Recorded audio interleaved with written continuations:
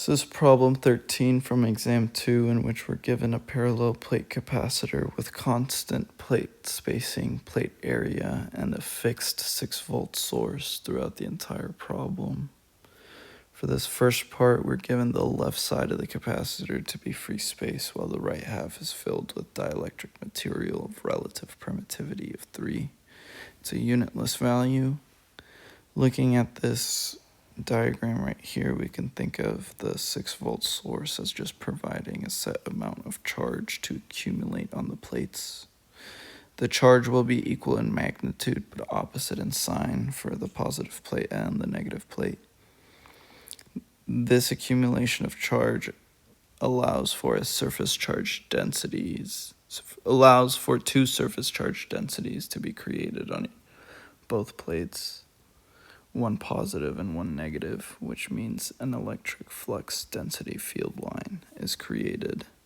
It is perfectly even and points uniformly throughout the capacitor right here in blue. This is because we know that there would be no volume, surface, or line charge densities found inside the capacitor. Only bound charges, if any. This bound charge would be found within the dielectric material. If we did Gauss's law, we can confirm that if we had this dummy variable be equal to Q, the positive plate would have a positive Q in coulombs, and the negative plate would have a negative charge in coulombs. And this confirms the units for electric flux density by being coulombs per meter squared, and this is our area for this arbitrary pillbox shape that we're using as a Gaussian surface.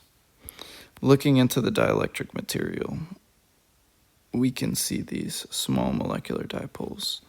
If there were no voltage applied and no electric flux or electric field intensity lines, and this capacitor was completely discharged, these molecular dipoles would be oriented randomly throughout the dielectric material.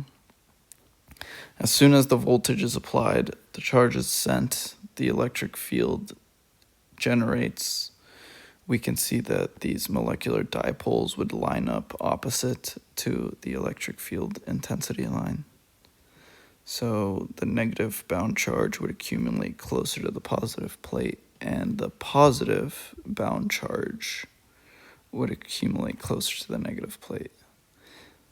This opposite orientation is also what creates this polarization field, denoted by P. This term is known as the susceptibility. So if we use this equation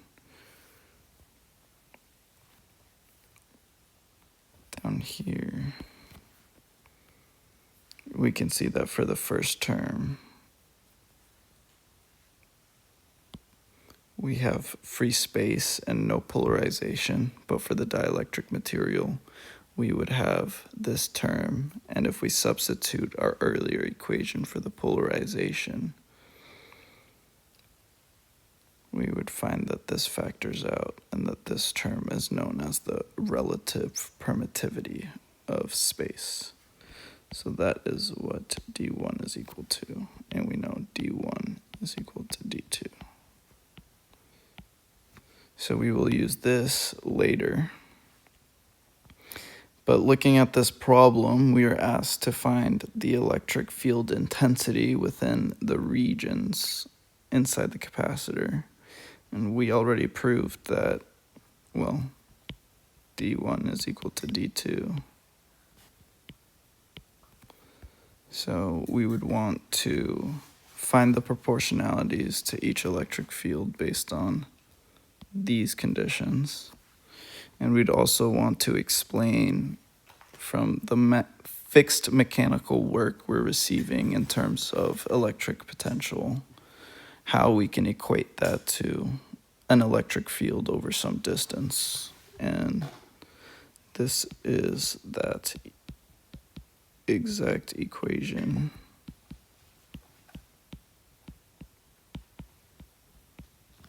So we will use that later because we know this term as the mechanical work done to move a positive 1 coulomb charge against an electric field from B to A.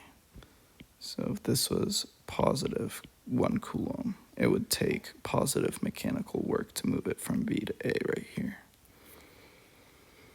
All right, finding the electric field intensity, well, we used the assumptions we made above. We developed this equation. We found the proportionality for the electric field intensity. We now use the equation I was talking about, and we can have this be our values for the integral, and we can see that these terms would cancel out, or dotted together would equal 1. So this is the version we're going to use carrying on. Integrating correctly, we find that indeed the dielectric region will have some not dissipative losses, but will have cancellations in the electric field intensity due to the polarization. Now for the second part of this problem, the dielectric material is now shifted to the middle of the capacitor, and using the same equation, we can see that the proportions do not change of the electric field intensities, only the regions change. So since the total electric field intensity doesn't change, the spacing doesn't change, the plate area doesn't change, the capacitance doesn't change, and the fixed voltage source doesn't change, we can also assume the charge doesn't change. So we would have no change in electric field intensity lines. Lastly, we're asked how much work is done by the voltage source during this process. And like I said above, we can just see that all of these values remained constant, plate spacing, plate area, but we can confirm by turning the equation we know for energy inside a capacitor into our energy density equation found right here and multiply by the plate spacing and plate area to get an energy equation for that equals joules in energy. So from left to right in the first region, we would see that first region goes up to D divided by 2 if we assume 2 millimeters is equal to D. The first region's electric field intensity squared times the plate area. And here we would include the relative permittivity, and everything else would remain constant. So we are given this final equation for the initial energy of the capacitor, the original setup. For the second one, we can go left to right again, and we can clearly see that there is no change again, because we would have this term adding this term, and our final equation would equal the same. So to summarize,